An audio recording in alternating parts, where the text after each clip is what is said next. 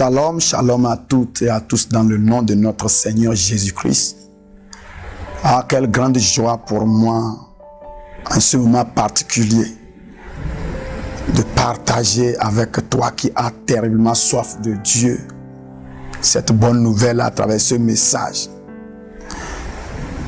Je suis le berger James et le Seigneur a un mot et à travers cette voix, tu vas recevoir ce mot-là. Mais avant d'écouter le Seigneur, il va falloir qu'on se prépare. Prions. Seigneur Jésus-Christ, nous sommes disposés, mais nous manquons la capacité de recevoir tes révélations. Nous désirons de ta part ta touche, cette touche qui nous réanime, qui nous réveille, afin que nous puissions recevoir ton message, ce message de ces derniers temps, qui va nous amener à manifester la gloire de Dieu. Au nom de Jésus-Christ. Amen. Je voudrais partager avec toi une révélation très profonde que je juge digne dans ces derniers temps. Et je déclare que ce message a un travail à faire et il va le faire dans ta vie. Les 3 types de sang de Jésus-Christ. Dans la Bible, dans Colossiens chapitre 2 verset 9, la Bible dit « Car en lui réside corporellement toute la plénitude de Dieu. » La plénitude de Dieu. Ça veut dire que Jésus-Christ est le magasin dans lequel se trouve toute la totalité de la divinité. Mais le problème est que nous avons reçu ce paquet-là, mais nous ne savons pas comment exploiter cette totalité. Dieu nous a donné le total, mais nous ne savons pas comment utiliser ce total-là. Alors j'ai remarqué qu'il y a beaucoup de choses qui sont dans le Christ, mais le corps de Christ n'a pas encore accédé à cette dimension-là. Et l'une des choses que je remarque que nous n'exploitons pas totalement, c'est le sang de Jésus-Christ. Généralement, nous croyons que Jésus-Christ est venu pour mourir sur la croix pour nous. Oui, c'est une partie. Mais lorsque nous regardons bien la vie de Jésus-Christ, nous allons remarquer qu'il y a certaines choses qui sont passées. On a besoin du Saint-Esprit pour pouvoir exploiter ça, parce que la Bible ne nous a pas expliqué ça clairement. Mais ça fait partie des richesses que Jésus-Christ a transportées, amenées. L'alliance, elle a commencé depuis le moment où Dieu a créé l'homme. Il a établi une alliance de sang entre l'homme et lui, Dieu. Et puisque l'alliance est établie par le sang, le moment où Adam a chuté, le moment où il a brisé l'alliance, ça veut dire automatiquement qu'il a commis une erreur éternelle. Alors pour corriger cette erreur éternelle, il va falloir introduire de nouveau le sang. Ramener l'homme à la nouvelle alliance avec Dieu nécessite le sang. Alors Jésus-Christ est venu avec ce sang. Mais nous allons voir que le corps de Christ n'a pas seulement apporté le sang de l'alliance. Le corps de Christ a apporté encore autre type de sang que nous devons savoir comment exploiter. Alors en ce moment particulier, je voudrais que tu comprennes que il y a certaines choses que nous expérimentons dans notre vie chrétienne et nous nous posons la question à savoir: est-ce que je suis vraiment né de nouveau ou je ne suis pas encore né de nouveau? On a accepté Christ, on s'est donné à lui, mais il y a certaines choses qu'on n'arrive pas à voir se manifester. C'est l'opportunité pour nous maintenant de fouiller dans le corps de Christ pour détecter la totalité de cette divinité. Alors, ces 3 types de sang dans le corps de Christ vont nous aider à mieux comprendre et à mieux vivre notre christianisme. Le tout premier sang qui est caché dans le corps de Christ, ce sang-là est sorti du corps de Jésus-Christ lorsqu'il avait 8 jours. J'appelle ce sang-là le sang de la circoncision. Et quel est le rôle du sang de la circoncision? Jésus-Christ a coulé ce sang. Le 8e jour, il est sorti sur cette terre.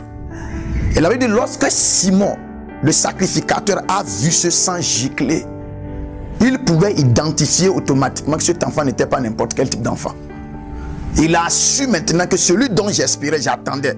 Dieu m'avait promis que mes yeux vont voir le salut. Et c'est le sang de la circoncision de Jésus-Christ qui a révélé à Simon que voilà, cet enfant que tu tiens dans ta main, c'est le Sauveur. Alors le sang de la circoncision de Jésus-Christ a pour mission dans notre vie de révéler notre identité. Parce que lorsque Adam a chuté dans le jardin d'Éden, 3 choses se sont passées. Il a perdu son identité, la première chose. La deuxième chose, il a perdu son mandat. Et la troisième chose, il a perdu sa relation avec Dieu. Alors Jésus-Christ en venant pour reconstruire la relation avec Adam, automatiquement il doit ramener Adam dans ces 3 dimensions. Alors son premier sang qu'il a versé, c'est un pas sur la croix. Il a versé ça le moment où on l'avait circoncis. Et le sang là sort du corps de Christ pour nous permettre, nous les chrétiens, à être identifiés. Aujourd'hui, lorsque tu regardes les chrétiens, tu vois une totale confusion. On n'arrive pas à savoir effectivement qui est qui. On est mélangé avec le monde. Et nous amenons une méthode qui nous donne la honte.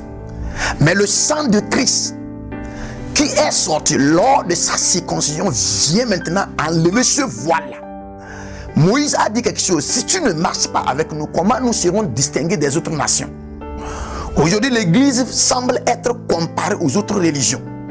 On veut prendre le christianisme comme une religion tout simplement parce qu'il y a certaines manifestations qu'on n'arrive pas à exposer. Le sang de Christ qui est sorti dans sa circoncision a pour mission de révéler l'identité du chrétien.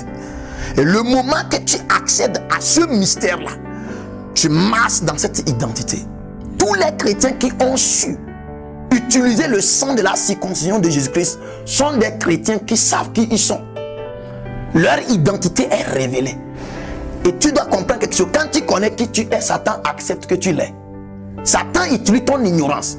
Quand il vient, il ne sait pas encore ce que tu te dis que tu es. Alors il essaie de te taquiner pour voir. Toi-même tu te dis que tu es qui. C'est pourquoi il a dit à Jésus, si tu es fils de Dieu. Ça veut dire que je disais que peut-être Jésus-Christ ne sait pas qu'il est fils de Dieu. Ce moment est arrivé où les chrétiens doivent savoir qui ils sont.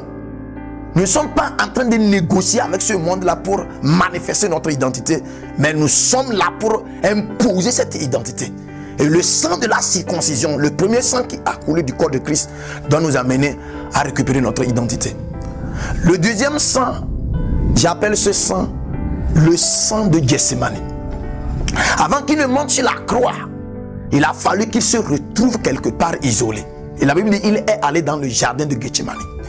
Et dans le jardin de Gethsémani, Jésus-Christ, sachant déjà qu'il est fils de Dieu, savait que l'heure était arrivée pour lui de matérialiser son mandat. Mais avant de matérialiser ce mandat-là, l'homme, Adam, avait perdu son mandat. Alors il doit maintenant comprendre qu'il y a 2 mandats dans le corps de Christ, dans le corps de l'homme. Le mandat qui est la volonté de l'homme et le mandat qui est la volonté de Dieu. Alors dans le jardin de Gethsémani, il y avait combat entre ces 2 mandats-là. Et tu vas voir que Jésus-Christ voulait faire sa volonté. Au même moment, la volonté de Dieu s'imposait à lui. Alors il y avait ce combat-là. Et dans la vie des chrétiens aujourd'hui, il y a ce combat-là. Ils sont bien sûr des chrétiens, mais quand il s'agit de réaliser leur dessein, il y a quelque chose qui semble les ramener en arrière. Tantôt ils veulent le faire à leur manière, tantôt ils sont exposés à faire ça à la manière de Dieu. Surtout que dans ces derniers temps, le monde cherche à nous acheter. Souvent nous ne savons pas quelle est la vraie volonté de Dieu à manifester. Alors dans le jardin de Gethsémani, Jésus-Christ a coulé un sang. La Bible dit qu'il a prié, sa sueur coulait comme le sang. Pourquoi il coule le sang en priant? Parce que ce n'est pas une chose facile d'abandonner sa propre volonté, son désir et faire le désir de Dieu. Et ce sang-là nous rachète maintenant de la volonté du monde. Le sang que Jésus-Christ a coulé dans le jardin de Gethsémani a pour rôle nous amener à vivre seulement pour la volonté de Dieu. Nous acceptons que nous sommes des enfants de Dieu, mais à ce moment donné, quand nous voyons la manifestation du corps de Christ, on voit la volonté de la chair qui s'exprime.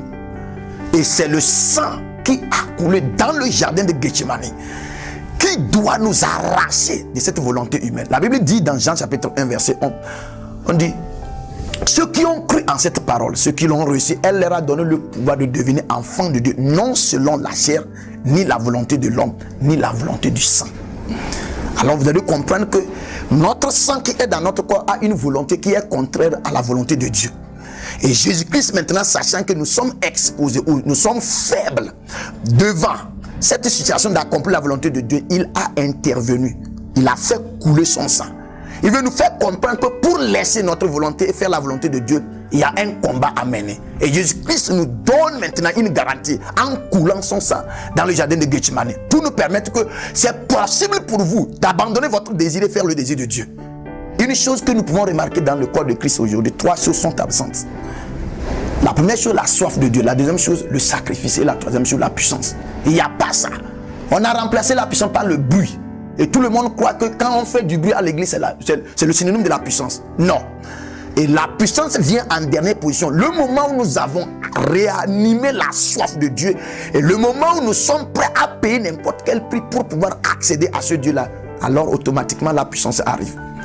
C'est la raison pour laquelle Jésus-Christ a combattu. Et à ce moment, il ne combattait pas contre les démons, mais il combattait contre la volonté de l'homme, la volonté de la chair. C'est son deuxième sang. Et l'heure est arrivée. L'église doit savoir comment utiliser le sang qui est coulé dans le jardin de Gethsemane. Le troisième sang, nous le connaissons, c'est le sang. Je ne parle pas du sang de la crucifixion, mais c'est le sang après la mort de Jésus-Christ. Vous savez, le sang qui a vraiment sauvé le monde, ce n'était pas le sang qui coulait lorsqu'il était crucifié, mais c'était plutôt le sang qui a coulé après sa mort. La Bible dit lorsqu'il était mort et qu'on envoyait les soldats pour briser les pieds des voleurs, arrivé au niveau de Jésus-Christ, on a trouvé qu'il était déjà mort. Qu'est-ce qui aurait poussé ce soldat-là de prendre sa lance et de percer la côte de Jésus-Christ? Il a soulevé l'eau et le sang sont sortis. C'est le vrai sang là qui a lavé nos péchés. C'est le sang qui est sorti de sa côte. De la même manière dont Adam, désirant avoir une épouse ou bien une aide semblable, Dieu est descendu, l'a mené dans un sommet profond. C'est de la même manière le dernier Adam, Jésus-Christ, est monté sur la croix dans un profond sommet en mourant. Et lorsque Adam était dans ce profond, la Bible dit Dieu a ouvert sa côte. Il a enlevé une côte. Il a fait de cette côte-là Ève. C'est de la même manière. Alors lorsque Jésus-Christ était crucifié sur la croix et il est mort, Dieu descend par la main de ce soldat-là, ouvrir la côte du dernier Adam qui est Jésus-Christ. Il a fait sortir quelque chose qui a donné naissance à l'église, qui est l'épouse de Jésus-Christ. Le sang vraiment de Jésus-Christ qui nous a lavé, qui nous a ramené à la connaissance, c'est le sang qu'il a coulé après sa mort. Et nous devons savoir que dans ces derniers temps, Satan n'a plus le droit de proclamer quelque chose dans notre vie parce que Jésus-Christ a payé tout le prix total. Le sang de la circoncision, le sang de Gethsemane et le sang après sa mort. Ce sang qu'il a coulé s'appelle la plénitude dans la manifestation du corps, c'est-à-dire la plénitude de Dieu.